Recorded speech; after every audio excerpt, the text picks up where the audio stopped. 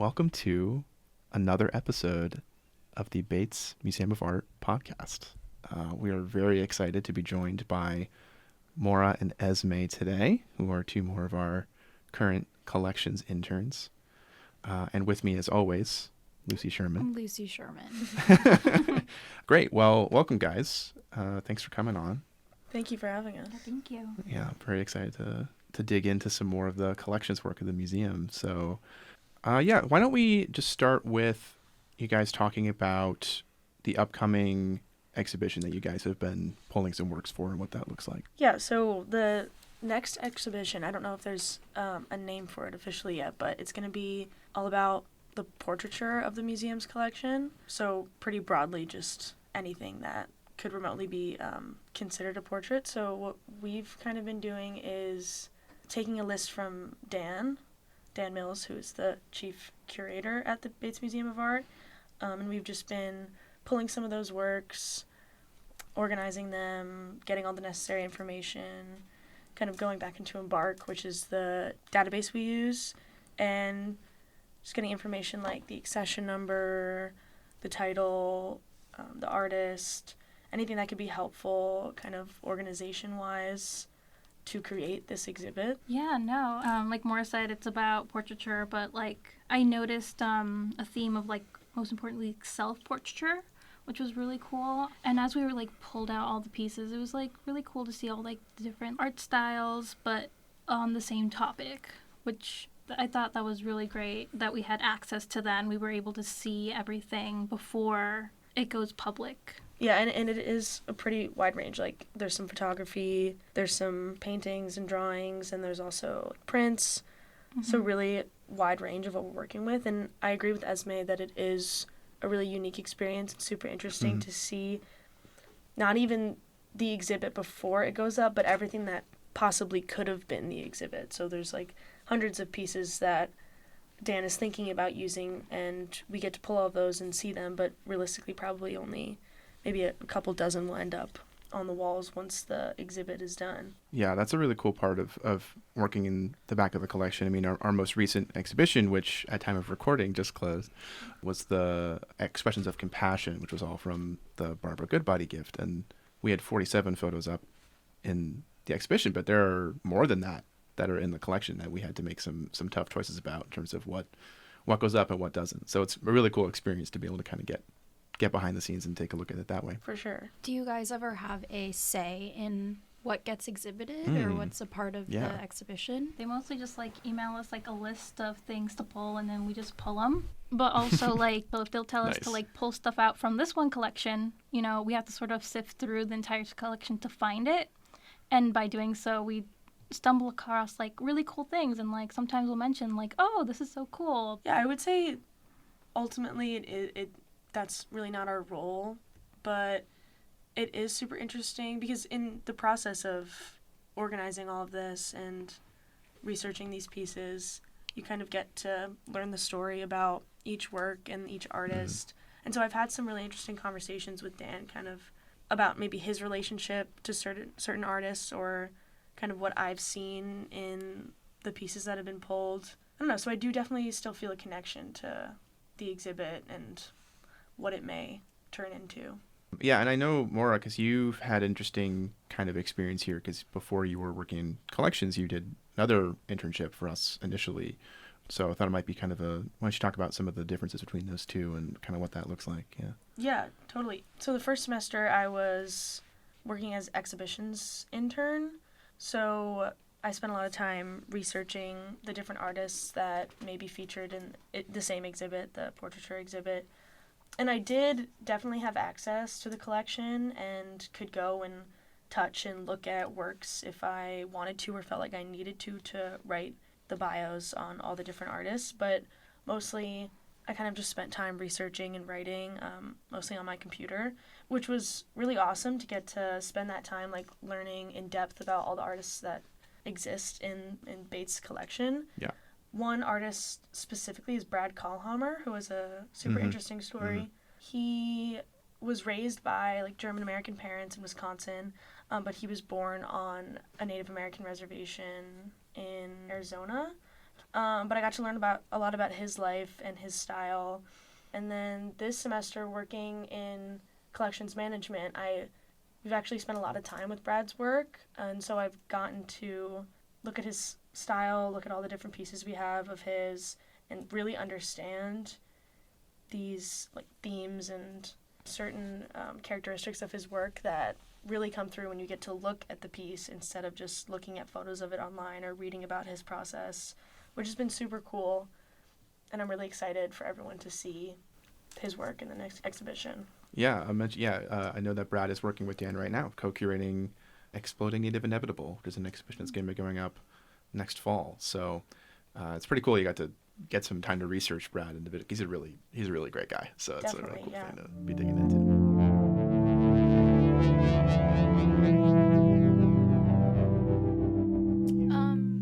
So I mean, you guys have obviously been working together for a while, and what are some of the strategies you guys implement as you're working? Do you guys work together? Do you work separately? What are some of the tools that you've gained working in collections?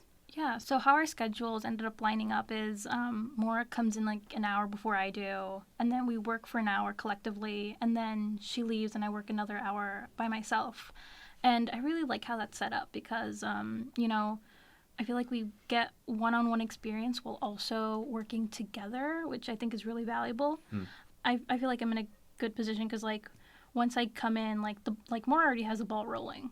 Yeah. And so it's just me, like, communicating, talking with her, like, us figuring out what we're doing, like, how we're going to split up work. And then she ends up leaving for lunch, and then I'm just, like, finishing up whatever we have to do for the day. And I found that, like, I don't know, I feel like that method's, like, really effective for us in our communication and just how it ended up working ultimately. Yeah, I definitely agree. I think it's especially helpful when we're working with big pieces just for the sake of safety and moving the works we're cataloging. Also, when we're writing a description of a piece and it's, I don't know, more abstract or really big and there's a lot going on, it's kind of nice to just cross-check with someone and be like, hey, what do you think this looks like? Or what do you think is going on here? Or even just the information we need to do a condition report or to accession a work might be kind of spread out all across the room, like some of the records on the acquisition. And we can kind of be like, hey, what is this again? Or what's going on in this corner of the piece? And it's kind of nice just to make the process run smoothly. But yeah, I think it is a really good system. And I agree with the fact that it's nice to be able to get that time on our own to kind of just get familiar with Embark and get familiar with how the archives are all set up. But yeah, it's been a good semester so far working this way. Yeah, I agree. Yeah, it's great to hear you guys talking about the collaborative process there, because I feel like collaboration is such a big part of what you do in a museum in general. I think that's something that people kind of don't maybe envision as much when they think about museums, but collaboration is at the heart of every museum. And we work at a small museum like we do. We just added our 6th permanent staff member, so it's not exactly a massive team. Everything you're working on, you're working with somebody else on. And so developing those collaboration skills is actually a really important part, I think, of what it takes to work in a museum and progressing in that field. So I'm now, of course, going to ask you about things you don't like about working in a museum. I guess we're talking up about the sunshine and rainbows of collaboration, but it's not always that. So why don't you expand on that? Yeah, one thing that is kind of less straightforward than it seems is just writing the description of a piece, because it's not necessary to write about, I don't know, get in depth with the style or sort of how it makes you feel or some of the more like theoretical, abstract stuff about a work you see. And that can be almost hard to do, especially when we're looking at such beautiful art every day. And if there's a photo of someone, and the thing that I guess grabs you the most about the piece is like, oh, they look so sad, or they look so this, or there's like, that doesn't really matter when you're writing the description of a piece. And so that is kind of a funny challenge we've run into, where it seems like such a straightforward task, but really there's so much you could say and there's so much we want to say, but that's not what we do. which has been interesting.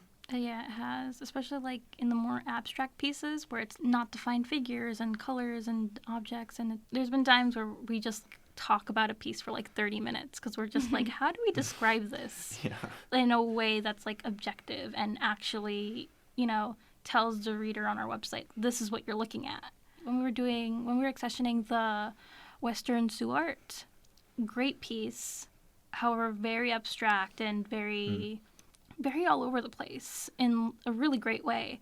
But I remember we spent a lot of time on that because there were so many aspects, and we wanted to make sure we list all the important aspects. But it's like, oh, there's so many, and we want to be concise a little bit, and not fluff it up too much. But at the same time, like, there are some pieces that have so much substance that we just end up writing a really wordy description. Yeah, I can see that because I remember in the pedagogy exhibition that we had up a while ago, we were having visitors contribute keywords they thought associated with images, and there was one object on the wall that was, I can't really describe it because it was very abstract, and seeing the keywords people came up for that, I remember one person was like, "That's a black hole," and they were just incredibly confident that that's what that was. I did not see that at all, but like that's kind of the nature of that abstract art. Yeah, and Grace Acton, another one of the interns, is working on sort of making keywords more accessible and applicable to each piece that's in the collection and that's published online, so that when people want to go find something specific, like a piece with a painting with a dog in it or something kind of just objective, I guess having those descriptions makes that process a little bit easier. But it's also not a piece of cake doing that, because especially with those pieces that are more complicated and abstract, it's a bit of a challenge. Yeah, if you're interested in Grace's project, we're going to be having a whole episode about that. It might be already up by the time you're listening to this, so feel free to check that out. But there is a lot of time that you spend having to think about those kinds of things. I remember when I did an archaeological field school for Strawberry Bank Museum down in Portsmouth, New Hampshire, the figure that they gave us was that it's about 12 to 1 hours that they were spending in the lab versus in the field, because you just had to make a lot of those difficult choices about how are we going to categorize this and put these things together. So it's interesting to see that work up close, I think. Definitely. And kind of going back to what you said, Peter, about the museum being so small, I think it's a really unique opportunity to work at such a small place, because it's not like me and Esme are just one of tens of collections management interns. We actually have the opportunity to talk to everyone else who works in the museum and share information with the other interns, share information with Dan and Anthony and everyone else who are sort of our higher ups or superiors in the museum. But it really, I definitely feel like I have so much to learn from Corey and Dan and Anthony, but they really make us feel like our role is important and what we're doing is essential. And so it's just a really unique experience working here, and very, very gratifying for sure.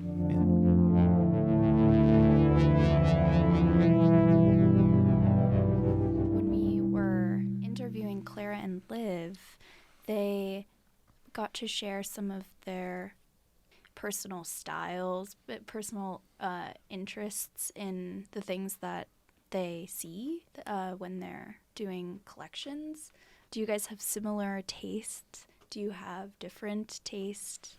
Well, I mean, usually whenever we're accessioning together, sometimes we'll be like, oh, I really like this aspect, and we'll talk about it. But we haven't necessarily gone as far as, like, comparing styles. It's more about, like, oh, like, this is a really interesting aspect of this piece that we've been looking at for the last 20 minutes. Let's talk about this a little bit. Yeah, for sure. It's, like, funny having those moments where me and Esme are both not really doing any work. We're kind of just staring at it, and we're like, wow, that's really cool. But what I've really liked working with in the museum are the bigger collections, specifically, like, the works we have of Marston Hartley or Sigmund Abeleys, because they have a lot of, I don't know, just like unfinished drawings or things that kind of just look like they were ripped out of the pages of a notebook, and that has been super cool, especially getting to look at like piece after piece, and it's super awesome that the Bates Museum has access to that. So that has been really cool, looking at kind of their more finished works and more well-known works, but also being able to see, I don't want to say necessarily where they began, but kind of the more, I don't know, unfinished parts of their work and their process. Yeah. Cool. All right. Thank you so much for coming and speaking about, what you do at the museum. Do you guys have anything you want to promote, plug, advertise? Now's the time. Does not have to be museum related, so. Well, I would just say for all Bates students who may be listening, come to the museum Mm-hmm. and as much as you can. Thank you for that. Yeah, definitely. There's always Makes my really job fun easier. Yeah. events happening at the museum. Like yesterday, there was the art cafe, and come to the openings of the exhibits. The last exhibit, many of the artists who produced the work that was in the exhibit were there and there to talk and explain about their process, which is crazy and super awesome that the Bates Museum was able to do that for us. So if you're interested in art and appreciate it, or not even if you're an art major, just come to the museum. Come to the museum in the middle of the day, sit at the table and do work. You can chat with Anthony or Dan, whoever's in there. It's a really great space. It's even really nice to just go and walk around and just relax and get your mind off the rest of the day. But yeah, look out for all the fun programs the museum has. Follow them on Instagram. Man, And you're make the you're most doing of you're doing my job for me. This is great. Peter. Yeah. It is very, it's free. It's there right on your campus. Yeah. It is, 5-minute walk yeah. away from where you live. So definitely take advantage of it before you graduate. Absolutely, yeah. A lot of people come up to me and ask me if they're like, oh, Lucy, like, I've never been to the museum before and I really want to go. Will you walk me around there? Like, will you walk me through it? Will you give me basically a gallery talk? Like, I don't know as much about them as, like, Anthony probably would. But, Right. like, like, the interns are all, like, a really good resource if you want to just ask for, like, a walkthrough of the museum and you're, like, intimidated by the art, like... Yeah, I would say, a great opportunity if you're looking for that place to break in. There is, once a semester, there will always be gallery talks from current interns who will give you more perspectives on things that are up in our current exhibitions. I highly encourage attending those because they're a great way to hear from your fellow students about what's going on in the museum. Also, engaging with students is my favorite part of my job.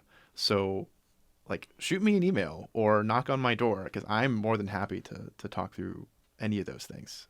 It's a great part of what I get to do. So highly encourage you to come check it out. Thank you. Yeah, thanks very much, guys. Thank you, guys. Thank you.